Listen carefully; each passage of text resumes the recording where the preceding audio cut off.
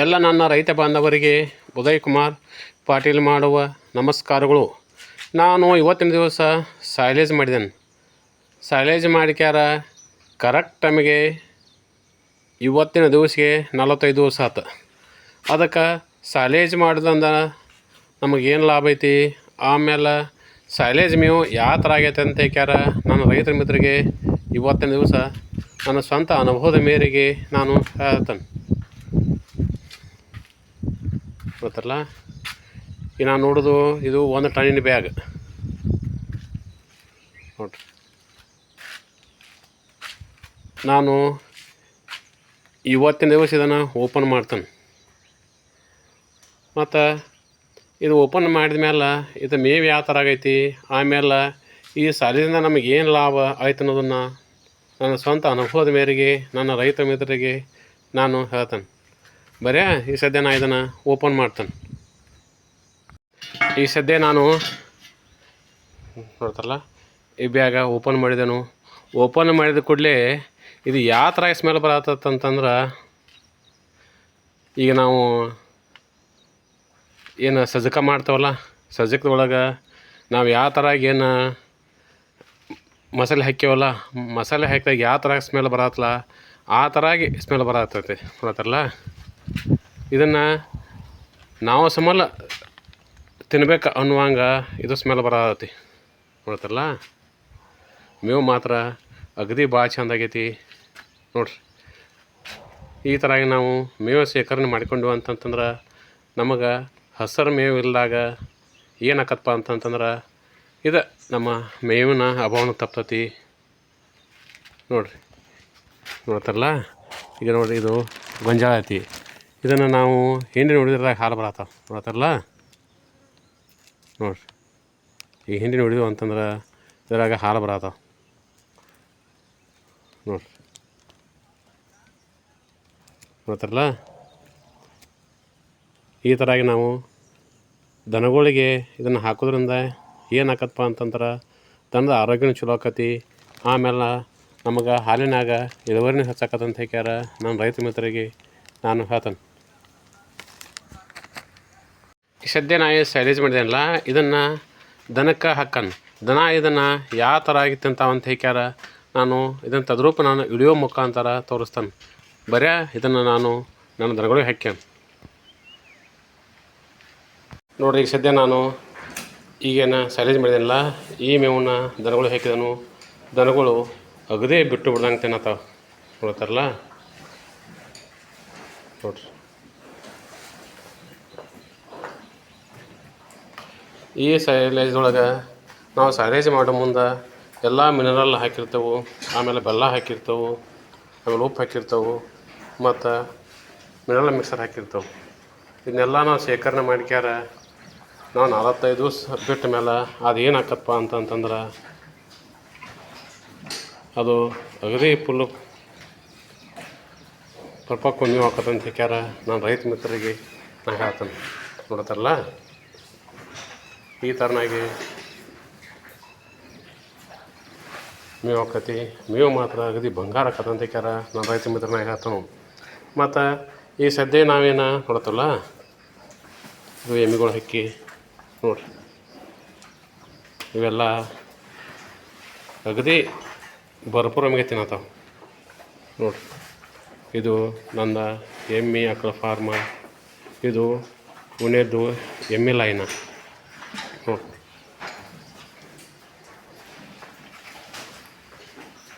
ಗೊತ್ತಲ್ಲ, ಮತ್ತು ಇದು ಸ್ಮೆಲ್ ಯಾವ ಥರ ಬರತ್ತಂತಂದ್ರೆ ಇಡೀ ನಮ್ಮ ಹಕ್ಕ್ಯಾಗನ ಅಗದಿ ಭಾರಿ ಏನು ಗಾಣ ಚಾಲು ಇರ್ತೈತಲ್ಲ, ಗಾಣದೊಳಗೆ ಯಾವ ಥರ ಸ್ಮೆಲ್ ಬರುತ್ತಲ್ಲ ಆ ಥರಾಗಿ ಈ ನನ್ನ ಎಲ್ಲ ಫಾರ್ಮ್ದೊಳಗೆ ನೋಡ್ರಿ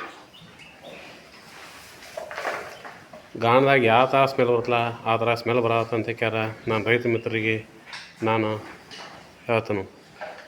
ಇನ್ನು ಮುಂದೆ ನಮ್ಮ ಆಕಳ ಅನ್ಕೊಂಡು ಬರ್ರಿ ಆ ಸಂಬಲ್ಲ ಈ ಮತ್ತು ನಾವು ಈ ಥರಾಗಿ ನಮ್ಮ ಎಮ್ಮೆಗಳಿಗೆ ಬಂತು, ಆಮೇಲೆ ಗೊತ್ತಲ್ಲ ಈ ನಮ್ಮ ಆಕಳುಗಳಿಗೆ ಬಂತು ನೋಡ್ರಿ. ಇವಕ್ಕೆಲ್ಲಕ್ಕೂ ನಾವು ಚಾಪ್ ಕಟ್ಟದಿಂದ ಕಟ್ ಮಾಡಿ ಮೇವು ಹಾಕೋದ್ರಿಂದ ಏನು ಆಕತ್ತಪ್ಪ ಅಂತಂತಂದ್ರೆ ಮೇವಿನ ಮಿತವೇನೋ ಆಕತಿ. ಆಮೇಲೆ ದನಗಳು ಹೊಟ್ಟೆ ತುಂಬ್ತತಿ. ನಾವು ಚಾಪ್ ಕಟ್ಟದಾಗ ಮೇವು ಕಟ್ ಮಾಡಿ ಹಾಕ್ಲಿಲ್ಲಪ್ಪ ಅಂದ್ರೆ ಏನು ಆಕತ್ತಪ್ಪ ಅಂತಂತಂದ್ರೆ ದನಗಳ ಹೊಟ್ಟೆ ತುಂಬೋದಿಲ್ಲ. ಅವೇನು ಮಾಡ್ತಾವಪ್ಪ ಅಂತಂತಂದ್ರೆ ಗರಿ ಅಟ್ಟ ಸುಲ್ಕೊಂಡು ಹಂಗೆ ಬಿಟ್ಬಿಡ್ತಾವೆ. ಎಲ್ಲ ಮೇವು ವೇಸ್ಟ್ ಆಕತಿ. ನೋಡ್ತಾರ ಈ ಥರನಾಗಿ ನಾವು ನೋಡ್ರಿ ನಮ್ಮ ಮಂದ್ಯಾಗ ಹಸಿರು ಭಾಳ ಇದ್ದಾಗ ಗೊಂಜಾಳ ಆಗಲಿ ಆಮೇಲೆ ನೇಪರ ಹುಲ್ಲಾಗಲಿ ಯಾವುದೇ ಥರದ ಹಸಿರು ಮೇವು ಇದ್ದಾಗ ನಾವು ಸೈಲೇಜ್ ಮಾಡಿ ಈ ಥರ ಇಟ್ಕೊಂಡು ಅಂತಂತಂದ್ರೆ ಈಗ ಏನಾಕತಿ ನಮ್ಗೆ ಹಸಿರು ಮೇವು ಇಲ್ದಾಗ ಅದು ಉಪಯೋಗ ಆಗ್ತದೆ ಅಂತ ಹೇಳ್ಯಾರ. ನಾನು ರೈತ ಮಿತ್ರರಿಗೆ ನಾನು ಈ ವಿಷಯವನ್ನು ನನ್ನ ಸ್ವಂತ ಅನುಭವದ ಮೇರೆಗೆ ಹೇಳತ್ತೇನೆ. ಇವತ್ತಲ್ಲ ಇದು ಸೈಲೇಜ್ ಮೇವ ಎಮ್ಮೆಗಳು ಇವನ್ನ ನೋಡ್ರಿ ಹೆಂಗೆ ತಿನ್ನತ್ತಾವೆ. ಅಗದಿ ಇದ್ರಲ್ಲಿ ತಿನ್ನತ್ತಾವು. ಮತ್ತು ಈ ಥರ ನಾವು ಮಾಡಿದ್ವು ಅಂತಂತಂದ್ರೆ ನಮ್ಮ ಹಾಲಿನಾಗೂ ಹೆಚ್ಚಾಕತಿ. ಯಾಕಂತಂದ್ರೆ ಈ ಮೇವಿನ್ಯಾಗ ಎಲ್ಲ ಮಿನರಲ್ ಇರ್ತೈತಿ. ಎಲ್ಲ ಮಿನರಲ್ ಮಿಕ್ಸ್ ಇರ್ತೈತಿ. ಆಮೇಲೆ ದನಗಳು ಇದನ್ನು ಒಟ್ಟು ಬಿಟ್ಟು ಬಿಡ್ಲಂಗೆ ತಿಂತಾವೆ ಅಂತ ಹೇಳ್ಯಾರ. ನಾನು ರೈತ ಮಿತ್ರರಿಗೆ ನಾ ಈ ವಿಷಯವನ್ನು ನೋಡ್ರಿ ಹೇಳ್ತಾನೆ. ನಾನು ರೈತ ಮಿತ್ರನ ಏನು ಹೇಳ್ತಾನೆ ಅಂತಂತಂದ್ರೆ ನಮ್ಮಲ್ಲಿ ಅಧಿಕವಾಗಿ ಗೊಂಜಾಳ ಮೇವು ಇದ್ದಾಗ ಆಮೇಲೆ ನಮ್ಮಲ್ಲಿ ಗೊಂಜಾಳ ಮೇವು ಇದ್ದಾಗ ಆಮೇಲೆ ಹಸಿರು ನೇಪಿಯಲ್ಲಿ ಹುಲ್ಲಿದ್ದಾಗ ಆಮೇಲೆ ಇನ್ನೋದು ಏನು ಹಸಿರು ಇರ್ತೈತಲ್ಲ ಅವ ನಾವು ಸೈಲೇಜ್ ಮಾಡಿ ಇಟ್ಕೊಂಡೆವು ಅಂತಂತಂದ್ರೆ ಏನು ಆಕತ್ತಪ್ಪ ಅಂತಂದ್ರೆ ಅದು ಭಾಳ ನಮ್ಗೆ ಉಪಯೋಗ ಆಕತಿ. ನಾವು ಭಾಳ ಇದ್ದಾಗ ಅದನ್ನು ನಾವು ಉಪಯೋಗ ಮಾಡ್ಕ್ಯಾರ ಈ ಸೈಲೇಜ್ ಮುಖ ನಾವು ಮಾಡಿದಿಲ್ಲ ಈ ಥರ ಸೈಲೇಜ್ ಮಾಡಿ ಇಟ್ಕೊಂಡು ಅಂತಂತಂದ್ರೆ ನಮ್ಗೆ ಹಸಿರು ಟೈಮ್ದೊಳಗೆ ಇದು ಉಪಯೋಗ ಆಕತಿ. ನೋಡ್ರಿ ಆಕಳುಗಳ ಸಂಬಳ ಇದು ನಾವು ಸೈಲೇಜ್ ಮಾಡಿದ್ವಿ ಅವನ್ನ ಅಗದಿ ಜಬರ್ದಸ್ತ್ ತಿನ್ನತ್ತಾವ ನೋಡ್ರಲ್ಲ.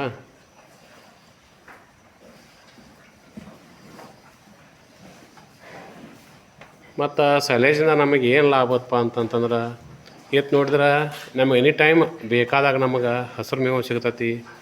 ಮತ್ತು ನಮಗೆ ಹೈನುಗಾರಿಕೆ ಒಳಗೆ ಸೈಲೇಜ್ ಮಾಡಿದೆವು ಅಂತಂತಂದ್ರೆ ನಮ್ಮ ಹೈನು ಕುಂಠಿತ ಆಗೋಲ್ಲ ಅಂತ ಹೇಳ್ಯಾರ.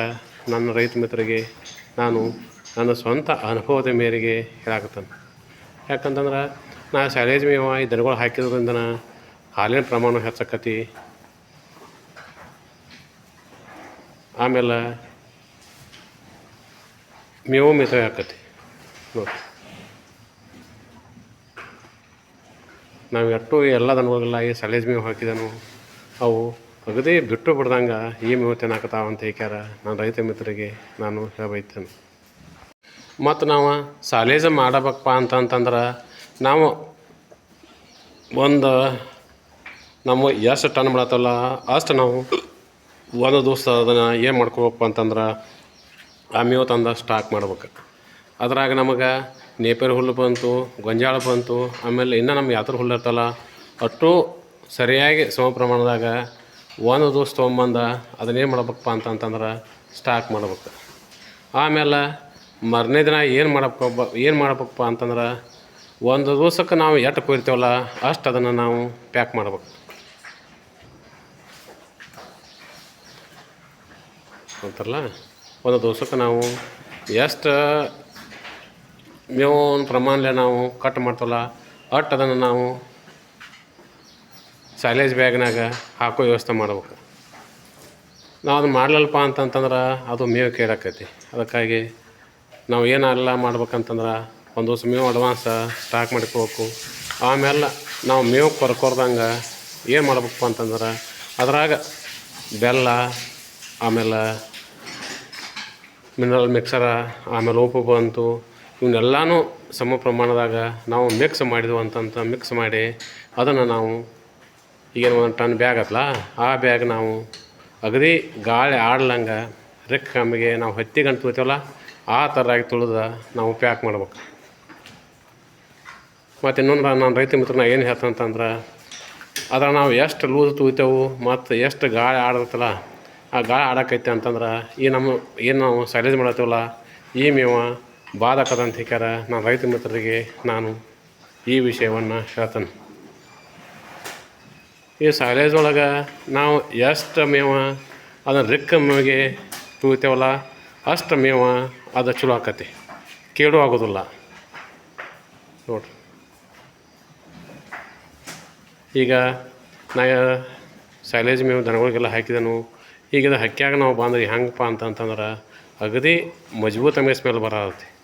ಹಕ್ಕಿ ಬಿಟ್ಟು ಹೋಗಬಾರ್ದಪ್ಪ ಅನ್ನುವಂಗೆ ಸ್ಮೆಲ್ ಬರತೈತಿ. ಅದಕ್ಕಾಗಿ ನಾನು ರೈತ ಮಿತ್ರರಿಗೆ ನಾ ಏನು ಹೇಳ್ತಂತಂದ್ರೆ ನಮ್ಮ ಹೈನುಗಾರಿಕೆ ಒಳಗೆ ನಾವು ಯಶಸ್ಸು ಹೊಂದಬೇಕಪ್ಪ ಅಂತಂತಂದ್ರೆ ನಮಗೆ ಇದು ಸೈಲೇಜ್ ಹತ್ತಲ್ಲ, ಈ ಸೈಲೇಜು ನಮಗೆ ಇಂಪಾರ್ಟೆಂಟ್ ಐತೆ ಅಂತ ಹೇಳ್ಯಾರ. ನಾನು ರೈತ ಮಿತ್ರರಿಗೆ ನಾ ಹೇಳ್ತಾನಂತ. ಯಾಕಂದ್ರೆ ಇದೆಲ್ಲ ನನ್ನ ಸ್ವಂತ ಅನುಭವ. ನನ್ನ ಅನುಭವದ ಮೇರೆಗೆ ನಾನು ಈ ವಿಷಯವನ್ನು ಹೇಳ ಬಯಸ್ತೇನೆ. ಬರೀ ಹಿಂಗೆ ಮುಂದೆ ಹೋಗೋಣ. ರೈತ ಮಿತ್ರನ ಏನು ಹೇಳ್ತಂತಂದ್ರೆ ನಾವು ಒಂದು ದಿವ್ಸಕ್ಕೆ ಏನು ಸೈಲೇಜ್ ಐತಲ್ಲ ಈ ಸೈಲೇಜನ್ನು ಮುಂಜಾನೆ ಒಂದು ಟೈಮ್ ಹಾಕ್ಬೇಕು. ನಂತರ ನಾವು ದಿನಂಪ್ರತಿದಿನ ಯಾವ ಮೇವು ಹಾಕೋಲ್ಲ ಆ ಮೇವು ಹಾಕ್ಬೇಕಂತ ನಾನು ರೈತ ಮಿತ್ರನ ಹೇಳ್ತಾನು. ಆಮೇಲೆ ನಾವು ಒಂದು ಟೈಮ್ ಏನು ಹಾಕ್ಯವಲ್ಲ ಹಾಕಿದ ಮೇಲೆ ಇದನ್ನು ಮತ್ತೆ ಮೊದಲು ಯಾವ ಥರ ಆಗೈತಲ್ಲ ಆ ಥರ ಇದನ್ನು ಕಟ್ಬೇಕಂತ ಕಟ್ಟಿದ್ರೆ ಅದು ಮೇವ ಚಲೋ ಹೋಗ್ತೈತಿ. ಯಾಕಂತಂದ್ರೆ ಹೊರಗಿನ ಗಾಳಿ ಒಳಗೆ ಹೋಗಲಿಲ್ಲ ಅಂತಂತಂದ್ರೆ ಮೇವ ಅಗದಿ ಚಲೋ ಹೋಗ್ತೈತೆ ಅಂತ ಹೇಳಿ ಎಲ್ಲ ನನ್ನ ರೈತ ಬಾಂಧವರಿಗೆ ನನ್ನ ನಮಸ್ಕಾರ.